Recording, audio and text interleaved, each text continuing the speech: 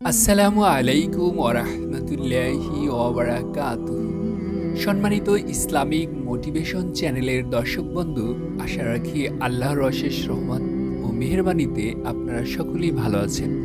আজ আমি আপনাদের সাথে আলোচনা করব, বিশ্বনবী সাল্লাল্লাহু আলাইহি ওয়াসাল্লাম নিজেই বলেছেন, রাতে ঘুমানোর আগে কেউ যদি আল্লাহ তাআলার এই দুটি নাম পড়ে ঘুমিয়ে যায়, তাহলে ঘুম থেকে উঠে এসে সুসংবাদ পাবে। সুবহানাল্লাহ। গায়বী সাহায্য আল্লাহ তাআলার পক্ষ থেকে তার পরিবার ও সংসারে দেওয়া হবে। সুবহানাল্লাহ।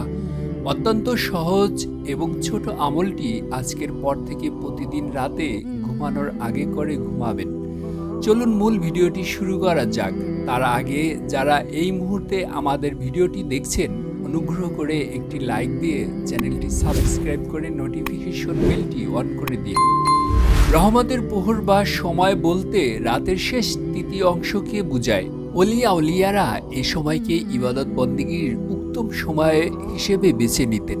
এই সময় নবী করিম সাল্লাল্লাহু আলাইহি ওয়াসাল্লাম ও সাহাবারা নফল নামাজ, কুরআন তিলাওয়াত, জিকির আজগার ও মোরাকাবা করতেন। এছাড়া হযরত রাসূলুল্লাহ সাল্লাল্লাহু আলাইহি সাল্লাম প্রায় সারা রাতি আল্লাহর দরবারে নামাজ, কান্নাকাটি, নফল ইবাদতে মশগুল থাকতেন। রহমতের সময় হলো রাত ৩টা থেকে ফজরের আগ পর্যন্ত। এ সময় প্রকৃতি থাকে নীরব, পরিবার পরিজনও থাকে ঘুমিয়ে, জাগতিক কোনো কাজকর্মের তাড়া থাকে না। রাতের তৃতীয় অংশের ইবাদতের কথা কুরআন ও হাদিসের বিভিন্ন স্থানে বলা হয়েছে। এ সময় আল্লাহ তাআলা তার বান্দার ডাকে অধিক সাড়া দেন। তিনি বান্দাকে অনুপ্রাণিত করতে থাকেন, তাকে ডাকতে বলেন, তার ইবাদত করে নৈকট্য লাভের আহ্বান জানান। আর সেই সময় যদি আমরা আল্লাহকে ডাকতে পারি, আল্লাহ তাআলা আমাদের ডাকে সাড়া দিবেন ইনশাআল্লাহ। হযরত আবু হুরায়রা রাদিয়াল্লাহু তাআলা আনহু থেকে বর্ণিত, হযরত রাসূল সাল্লাল্লাহু আলাইহি সাল্লাম বলেছেন, আমাদের প্রতিপালক প্রতি রাতে যখন শেষ তৃতীয়াংশ অবশিষ্ট থাকে, তখন প্রথম আসমানে অবতরণ করেন এবং বলতে থাকেন, হে বান্দা, আমার কাছে প্রার্থনা করো, আমি তোমার প্রার্থনা কবুল করব। আমার কাছে তোমার কি চাওয়ার আছে, আমি তা দান করব। আমার কাছে তোমার জীবনের গুনার জন্য ক্ষমা প্রার্থনা করো, আমি তোমার গুনাহ মাফ করে দেব। সহিহ বুখারী ৬৯৮৬ নং আয়াত। আল্লাহ তাআলা তার বান্দাদের নিজেই ডেকে ডেকে বলেন, এই সময়টাতে আমরা যদি কষ্ট করে উঠে উজু করে ২ রাকাত করে ৪ রাকাত তাহাজ্জুদের নামাজ আদায় করে এই আমলটি করতে পারি, আল্লাহ তাআলা আমাদের খালি হাতে ফেরাবেন না। আর যদি সেই সময় ওঠার জন্য না পারেন, কষ্ট মনে হয়, তবে রাতে ঘুমাতে যাওয়ার আগে বা ইশার নামাজের পরে এই আমলটি করতে পারেন ইনশাআল্লাহ। আল্লাহর যে দুটি নাম রাতে পড়লে মনের আশা পূরণ হয়ে যাবে। আল্লাহর ৯৯টি গুণবাচক নাম আছে, তার সেটি হলো আল্লাহর জাতি নাম আল্লাহ, এবং এর সাথে আরও একটি আল্লাহর গুণবাচক নাম সংযুক্ত করবেন, তা হলো সামাদুন। সামাদুন নামটি সূরা ইখলাসের মধ্যে আছে।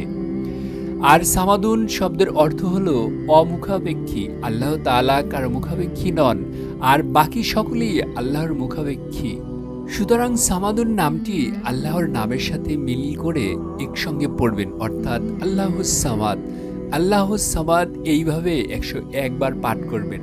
সুনানে আবু দাউদ ১৪৮১ নং আয়াত। এভাবে হাতে বা তসবিতে গুনে গুনে ১০১ বার পাঠ করবেন।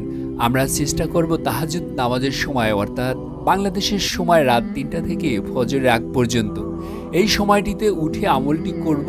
আর যদি এই সময় উঠতে না পারেন, তবে রাতে ঘুমাতে যাওয়ার আগে, অর্থাৎ ইশার নামাজের পর আমলটি করব ইনশাআল্লাহ।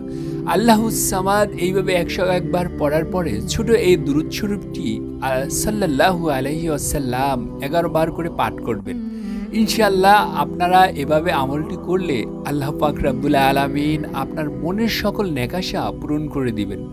সবচেয়ে ছোট দুরূদ শরীফ হলো সাল্লাল্লাহু আলাইহি ওয়াসাল্লাম। এই আমলটি করার পর আল্লাহর দরবারে দুহাত তুলে আপনার মনের চাওয়া পাওয়াগুলো তুলে ধরবেন ইনশাআল্লাহ।